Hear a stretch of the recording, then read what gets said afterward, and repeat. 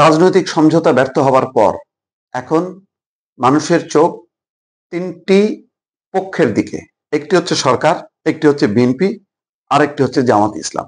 কি করবেন তারা? সরকার কি সিদ্ধান্ত নিতে পারে? এবং সরকার যদি সিদ্ধান্ত নেয় সেটি যদি বিএনপির পক্ষে যায় তাহলে জামাত কিভাবে রিয়াক্ট করে? বিএনপির বিপক্ষে গেলে দল কিভাবে সেটি মোকাবেলা করবে? একইভাবে জামাতের পক্ষে গেলে জামাত তখন বিএনপি কি রিয়াক্ট করে তার দিকে নজর, আর বিপক্ষে গেলে জামাত তখন তার দল এবং জোট নিয়ে কি করবে। এই সব কিছু মিলায় একটা রাজনৈতিক ঘোলাটে পরিস্থিতি। এই ঘোলাটে পরিস্থিতির মধ্যেই বিএনপির স্থায়ী কমিটির জরুরি বৈঠক ডাকা হয়েছে এবং তারেক রহমান ভারপ্রাপ্ত চেয়ারম্যান তিনি নিজে ভার্চুয়ালি যুক্ত হবেন স্থায়ী কমিটির বৈঠকের সাথে এবং 8:30 আজকেই রাত্রে 8:30টার সময় এই বৈঠক হবে। খুবই গুরুত্বপূর্ণ বৈঠক হিসেবে চিহ্নিত করা হয়েছে এবং বলা হচ্ছে, এবং স্থায়ী কমিটির সমস্ত সদস্যরা সেখানে থাকবেন। বলা হচ্ছে যে আগামী নির্বাচনে দলীয় নমিনেশন, জুলাই সনদ এবং গণভোট নিয়ে সৃষ্ট যে মতভেদ তা নিরসনে রাজনৈতিক দলগুলোকে অন্তর্বর্তী সরকারে দেওয়ার সময়সীমা সহ দলের গুরুত্বপূর্ণ বিষয়ে সিদ্ধান্ত নিতে এই বৈঠক ডাকা হয়েছে। কয়েকটা বিষয়, একটা হচ্ছে বিভিন্ন জায়গায় যে নমিনেশন নিয়ে যে পরিস্থিতি তৈরি হয়েছে সেটা একটা পুনর্বিবেচনার প্রয়োজন মনে করছে দল। কারণ কোনো কোনো ক্ষেত্রে সেটি ম্যাসিভ না হলেও অন্তত 10-12টি জায়গায় প্রার্থী বদলের প্রয়োজন হয়ে পড়েছে, সেটা দল অনুভব করছে। অন্যদিকে শরিকদেরকে নিয়ে কি করবে? প্রায় 63টা আসন ফাঁকা রাখা হয়েছে, সেগুলি কাকে, কোন কোন দলের সঙ্গে কি সমঝোতা, কি নেপথ্যে আলোচনা চলছে এবং তার ফলাফল কি হবে? শরিকদেরকে আসন ছাড় দিলে সেটি ভালো হবে নাকি মন্দ হবে, এসব নানান বিষয় আছে। সবচেয়ে এই মুহূর্তে জরুরি বিষয় সরকার কি সিদ্ধান্ত নেয় গণভোট এবং জুলাই সনদ বাস্তবায়ন প্রসঙ্গে। যদি এমন কোনো সিদ্ধান্ত নেয় যেটা পুরোপুরি বিএনপির বিপক্ষে যাবে তাহলে দল সেই ক্ষেত্রে কোন কর্মসূচি নেবে।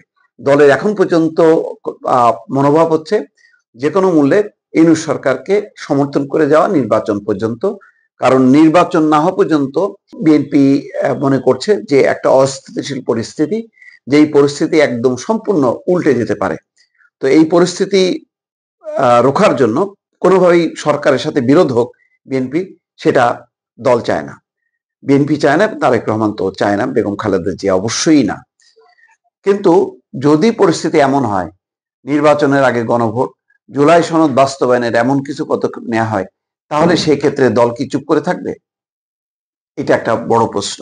তখন কি পদক্ষেপ নেওয়া হবে? জামাত ইসলামের সাথে কি সম্পর্ক থাকবে? আজকে মির্জা ফখরুল ইসলাম আলমগীর দুটি কথা বলেছেন।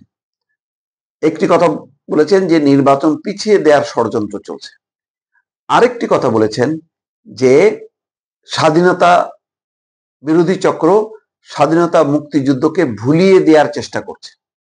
খুবই গুরুত্বপূর্ণ কথা, যে স্বাধীনতা মুক্তিযুদ্ধের যেই পুরো ইতিহাসটা, সেই ইতিহাসটা তারা ভুলিয়ে দেওয়ার চেষ্টা করছে। তো বোঝাই যাচ্ছে এটা জামাতকে লক্ষ্য করে নির্বাচন পিছিয়ে দেওয়ার চক্রান্ত চলছে। এখানে হয়তো সরকারের দিকে কিছুটা ইঙ্গিত থাকলেও মূল ফোকাস হচ্ছে জামাত ইসলাম। ফলে আজকেও এরকম একটি আক্রমণাত্মক ভাষায় মির্জা ফখরুল ইসলাম আলমগীর সাধারণত বলেন না, কিন্তু আজকে তিনি বলেছেন। তার মানে ভেতরে ভেতরে অনেক কিছু ঘটছে যেটা সবাই উপলব্ধি করতে পারছে না, কিন্তু রাজনীতিকরা যারা সরকারের সঙ্গে প্রশাসনের সাথে যুক্ত তারা হয়তো বুঝতে পারছেন যে সরকার হয়তো কোন একটা সিদ্ধান্ত নিতে যাচ্ছে, অথবা জামাত ইসলামী এমন একটা পজিশন সামনে নিয়ে আসতে যাচ্ছে যেটা হয়তো বিএনপির জন্য একটা প্রতিকূল পরিস্থিতি হবে। সমস্ত মিলায় একটা সিদ্ধান্ত নেওয়ার জন্য আজকে রাতেই জরুরি সভা হবে। সেই জরুরি সভায় দলের নমিনেশন, অন্তর্বর্তী সরকার এখন কি সিদ্ধান্ত নেয়, যেহেতু রাজনৈতিক সমঝোতা হয়নি, তার প্রেক্ষিতে উদ্ভূত যে পরিস্থিতি কিভাবে মোকাবেলা করা যায়, সেই জন্যই এই জরুরি বৈঠকটি অনুষ্ঠিত হচ্ছে। দর্শক।